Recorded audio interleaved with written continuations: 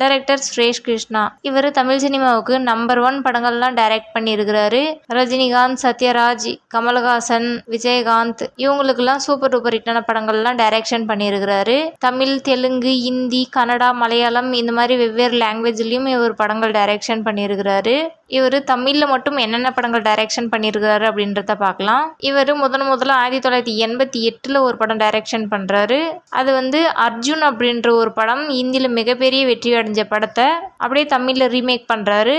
அந்த படம் மிகப்பெரிய வெற்றி அடையுது. அந்த படத்தை நடிகர் கமலஹாசனுக்கு தான் கொடுத்துருப்பாரு. கமலஹாசனுடைய கெரியரில் அது ரொம்பவும் முக்கியமான படம். அதில் அவ்வளோ அதிரடியாக கமலஹாசன் நடிச்சிருப்பாரு. அந்த படம் தாங்க சத்யா அப்படின்ற படம். சத்யா அப்படின்ற படம் எவ்வளோ பேருக்கு பிடிக்கும்னு கமெண்ட்டில் சொல்லுங்கள். அதுக்கப்புறமா தெலுங்கில் ஒரு படம் டைரக்ஷன் பண்ணுறாரு. இவர் தெலுங்கில் டைரக்ஷன் பண்ண படத்தை அப்படியே தமிழில் டப் பண்ணி அப்படியே ரிலீஸ் பண்ணுறாங்க. அந்த படத்தையும் கமலஹாசனுக்கு தான் பண்ணார். இந்த வீடியோ நீங்கள் முழுசாக பார்க்கணுன்னா கீழே லிங்க் கொடுத்துருக்கேன், கிளிக் பண்ணி